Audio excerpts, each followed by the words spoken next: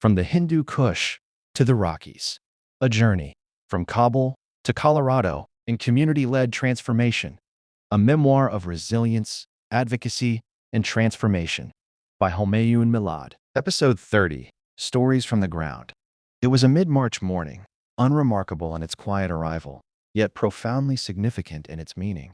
After years immersed in subnational governance and development, navigating the complexities of area-based alternative development, I found myself standing at the threshold of a new journey. The weight of experience, hard-earned through countless interactions, challenges, and triumphs, pressed gently against me, urging me forward. I was no longer just a practitioner of community development. I was stepping into a deeper calling, one that sought to weave together the threads of sustainable grassroots peace and social peace building. The lessons I had gathered, the voices I had listened to, and the resilience I had witnessed had shaped me into more than just a facilitator of change. I was now an architect of hope, determined to build bridges where divisions had once stood, to nurture understanding where conflict had taken root. This was not merely a shift in career or focus. It was a transformation, a reckoning with the past, and a commitment to the future.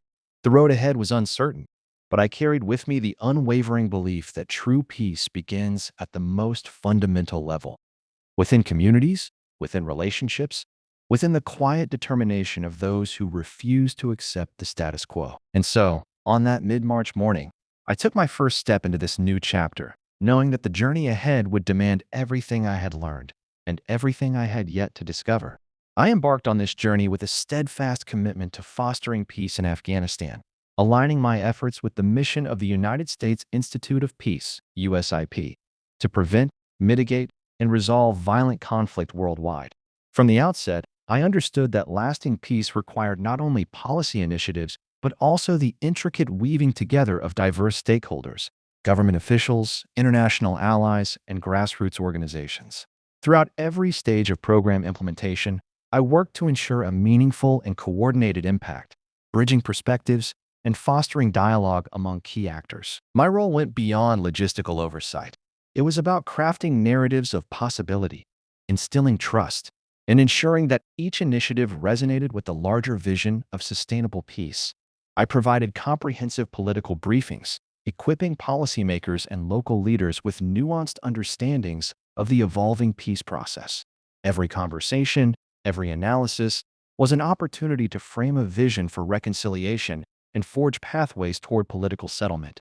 Research became my compass, guiding discussions with comparative peace processes from around the world. I explored lessons from past conflicts, dissecting models of resolution that could inform Afghanistan's future. These studies were not merely academic exercises. They became the foundation for pragmatic solutions, grounded in the realities of the Afghan people and their aspirations for stability. Beyond analysis, I actively cultivated relationships that spanned political divides and ideological barriers. Managing and expanding a network of key contacts, I fostered vital conversations, some quiet and cautious, others bold and transformative, all designed to create conditions for dialogue and understanding.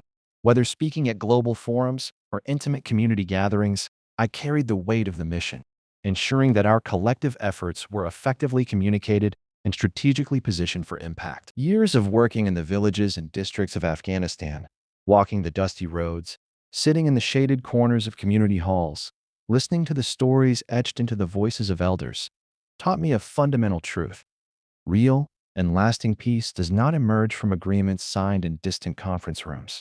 It is cultivated in the daily lives of those who have endured war's burden, in the resilience of communities that refuse to let conflict define their future. My work with community development councils and district development assemblies allowed me to witness firsthand how participatory and inclusive approaches can amplify the voices of those often overlooked in formal peace negotiations. These local governance structures, deeply embedded in the fabric of Afghan society, were more than just mechanisms for development. They were spaces where trust was nurtured, where long-standing disputes could be reconciled, and where the true architects of peace, the people, could assert their vision for a stable future. In every conversation, whether with farmers struggling to reclaim their land or young leaders eager to shape a new Afghanistan, I saw proof that peace cannot be imposed from above. It must rise organically from the grassroots, where communities, through dialogue and collective action, craft solutions that reflect their lived realities. The international community often focuses on high-level negotiations, on agreements between warring factions.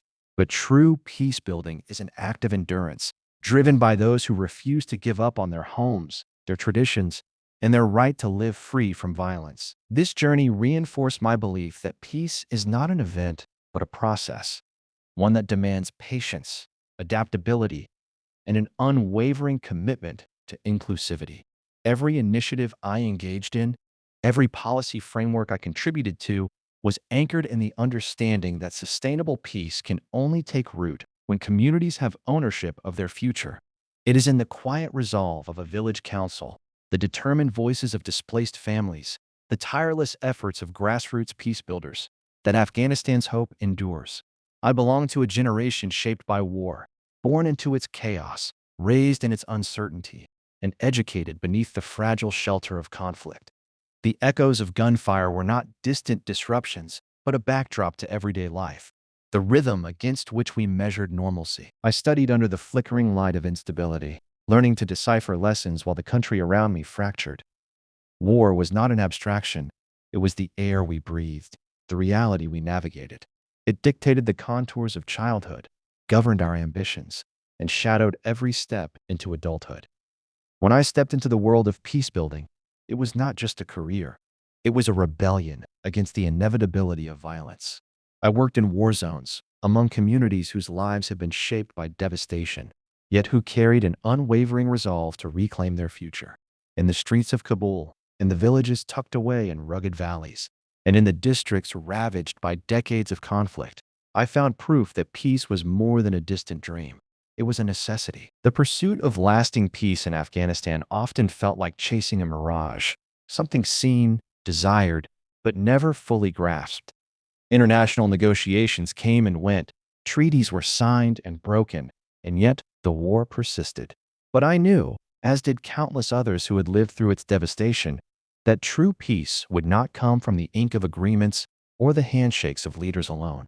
It would rise from the resilience of communities who refused to surrender to despair, who forged understanding where division had thrived, and who nurtured dialogue in the ashes of violence. We'll continue this story in the next episode, so stay tuned.